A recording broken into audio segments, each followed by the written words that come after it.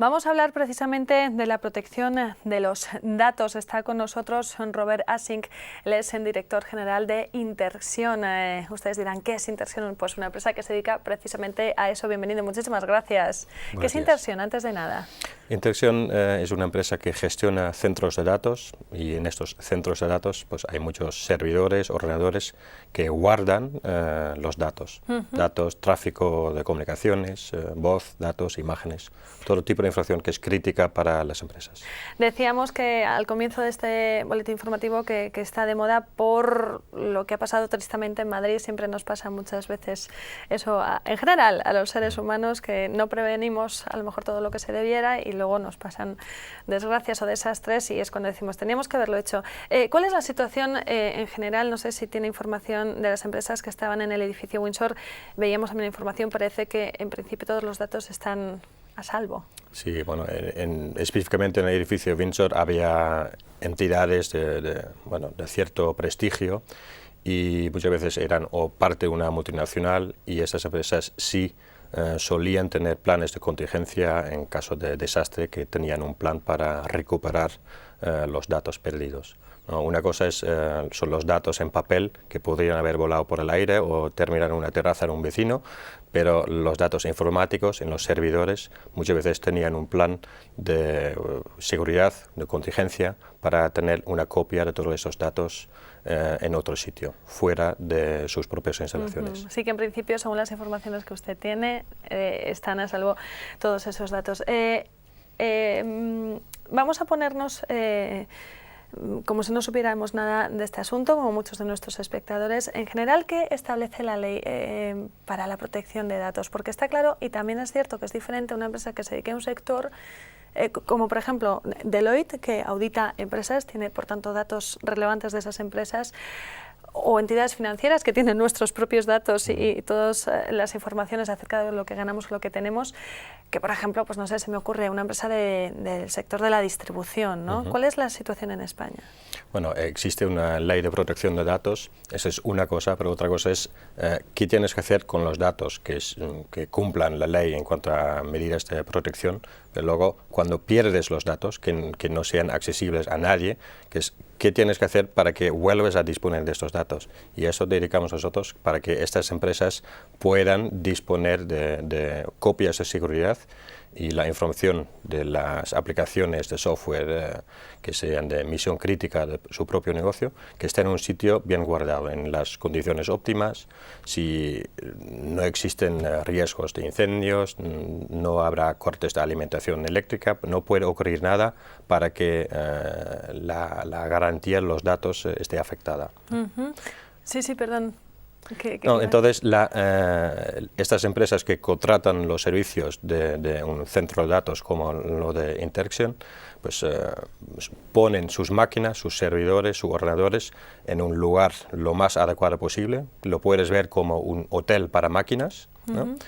Y esos servidores pues están siempre vivos y pueden, según la política que establece la compañía, una política de backup que tenga la información en tiempo real, cada segundo.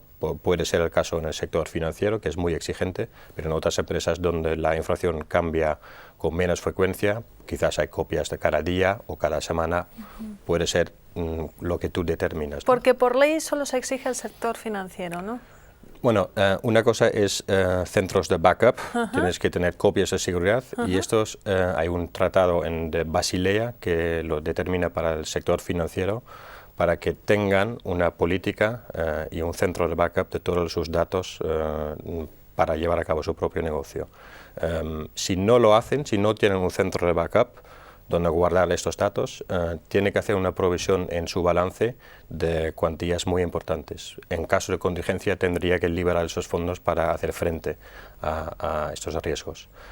Eso es el caso para el sector financiero. Otros sectores en España o en el mundo, por lo que yo conozco por el momento, no está regularizado, pero lo más probable es, en cuanto avancemos en la sociedad de información, cada día la información, los datos cobran más importancia, y tendríamos que pensar en contratar seguros y tener planes de contingencia y planes de recuperación de desastres. ¿Y cuál es la situación en general entre las empresas españolas? Bueno, sobre nuestra clientela, sobre todo la base de la clientela son empresas tecnológicas del sector de telecomunicaciones que tienen un componente de tecnología elevado. Otras empresas, que puede ser el sector de distribución o el sector financiero, también contratan esos servicios, pero que van poco a poco. Y eso es, nosotros estamos evangelizando el mercado en ese sentido, que tenga que externalizar esos servicios y sacar los servidores fuera para que ellos puedan dedicar su tiempo y dinero a llevar a cabo su propio negocio y que pongan las máquinas en otro sitio. Estaba mirando una cifra, es curioso, se la voy a comentar a ustedes también. Dice, el gasto medio que las compañías destinan a ese tipo de planes, de los que estamos hablando, es del 1 al 2% del presupuesto total destinado a tecnologías de la información, no total del presupuesto. Parece muy bajo, ¿no? ¿Es que es muy costoso o qué? Lo puedes hacer tan caro como tú quieres y también depende mucho si es una empresa con un componente elevado de tecnología, pues este presupuesto será elevado también, pero es una empresa normal y corriente, pues no tiene que ser tan caro. Y encima, tecnologías cada día serán más accesibles y más baratos, entonces este presupuesto pues, no es tan elevado, pero sí. Si pensamos los riesgos que puede tener, 1 o 2% de un presupuesto total es muy bajo si pensamos que en el aspecto negativo, porque en caso de desastre, el daño que puede hacer es muy superior a lo que tú has gastado en este apartado, ¿no? En tu cuenta de resultados. Hay otra cifra interesante al hilo de lo que está comentando nuestro invitado. 2 de cada 5 empresas que sufren un corte, del tipo que sea, no sobreviven, mueren. Sí, eso es un dato de una consultora Gartner, los Estados Unidos.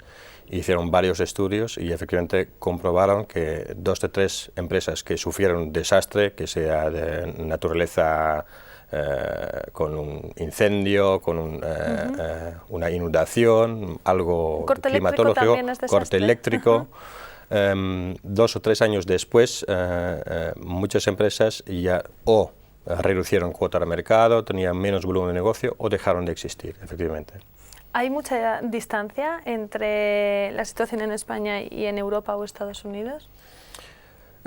Es difícil de afirmarlo así de firme, pero sí hay una cultura más conservadora en ese sentido de que ¿por qué contratar un seguro? Porque lo podemos ver como un seguro.